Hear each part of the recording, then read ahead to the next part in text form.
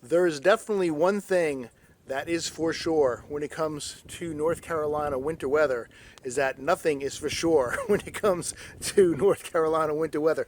It's beautiful today. It's sunny, kind of almost warm. Oh, I'm a little cold, to be honest with you, but low wind. But it hasn't been like this all week. It's been kind of a roller coaster up and down. So how do you catch fish in this weather? Sometimes you don't. Mostly you don't. Let's see if we can go catch some fish. Come on.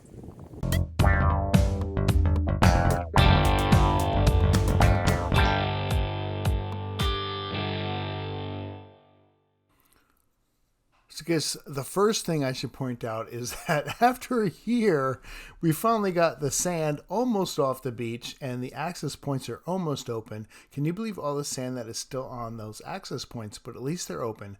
So I decided I'm going to go down. I'm going to check it out. And the surf was just, the waves were just crazy.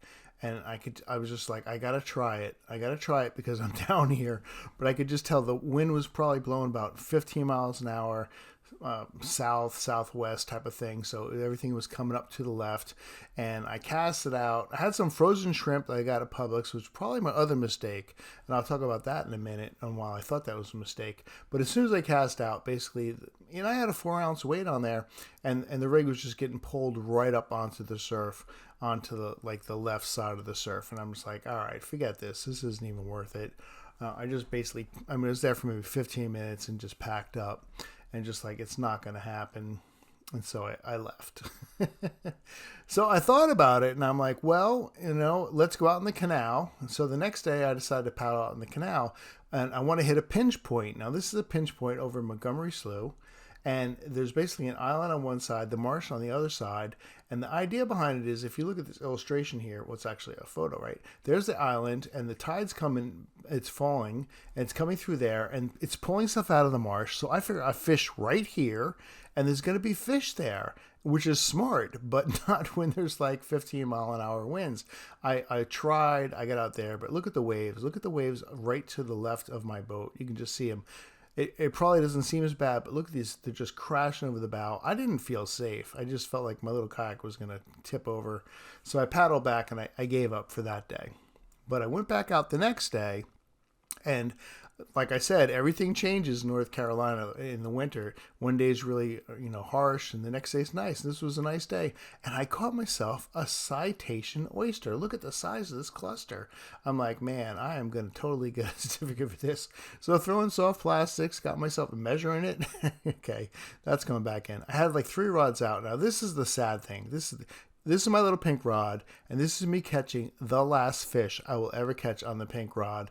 And it is just a little croaker, and I decided I was going to use him for bait. I heard on a podcast that if you use croaker and you just put him out there, the gator trout will hit the croaker. So I just figured, let me just grab this other rod here, and I had a Carolina rig, just a simple hook, and just put him in the tail.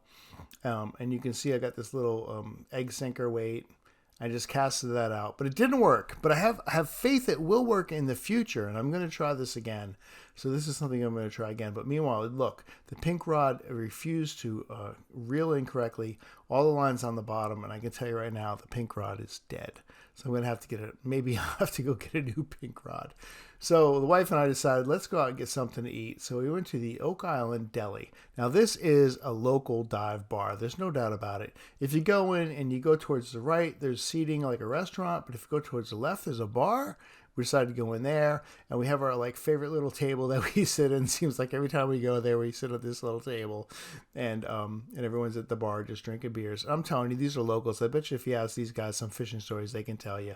And I was going to get the mango jalapeno wings, and I think these are the best wings on the island. They're really super good, and they taste great. They gave me some blue cheese, and it just tastes really good. And I got a beer, and the wife got a Chardonnay, and she got a hot dog fully loaded, which was also really good. And I ate all my wings, as you can tell, and I ate the rest of our hot dog too, because I'm a pig.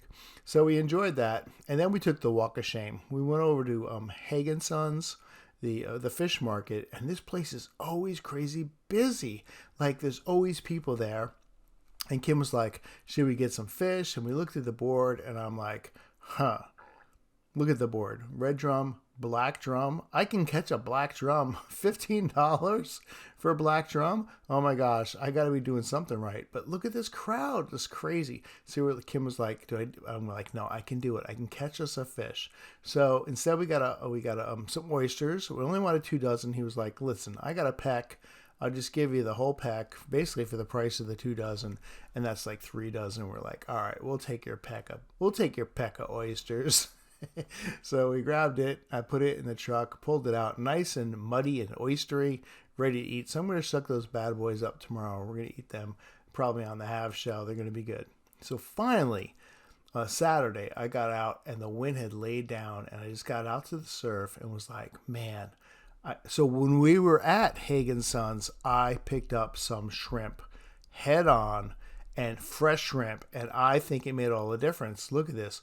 Double header whiting on that fresh shrimp.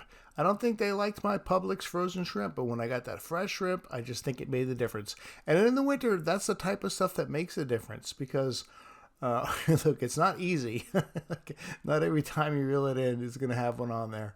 And that was my expression there. But after a while, I kind of hit maybe a little school of them, and I was just getting lucky. Now, none of these are big, right? These are like, look. First of all, whiting are really slippery. You ever watch me drop a whiting in a video? I drop a whiting probably in every video I've ever made. I think I held on to that one. But they're little. This is like a little 5-inch little guy right here. And they get the double header before that. And I probably caught maybe 7 or 8 at this one time. Now, this was it. Like the other 3 times I went fishing, besides that croaker, caught nothing. Nothing. Winter fishing is hard in North Carolina. There's no doubt about it. But if you can get a nice warm day like this there, boop, boop, jump, pick him up, Sands. Come on, there he is. Not bad. Maybe 8-9 inches, but still going back. Not big enough. Oh, look, I dropped him again. Get him in the water. Let him go. Go spawn, little fish. But eventually, I hooked into, and I'm going to go back to that fresh shrimp that I got from Haag & Sons. And I could tell it was a big fish as I was pulling it. I'm like, this guy's fighting. This is a nice fish. And I got him in, and I'm like, yeah, now I got myself a little whiting. My daughter, who's coming over tomorrow, was like, I'd like some smoked fish dip. And I'm like, well, I got to get a fish for the smoked dish, for the smoked fish dip. So I got the whiting, and I was like, even if I didn't care how big it was, because I was keeping this bad boy. I could tell he's fat. But I measured him up there. Got a new little measuring stick. My son got me that for my birthday. So pretty happy about that. Because, if you watch the other video, I dropped my other one in the creek. It sank. So I finally got a new one. He was definitely 12 inches, maybe 13. Just a pretty little fat, slippery, but pretty little fat little whiting. So I'm going to take him home. I'm going to make some fish dip. And I was happy with that. Just get my one little fish. I'm not greedy. I'll take one. So if you want to fish in North Carolina, one more tip. Always wash down your gear. And I think that's why my little pink rod died. So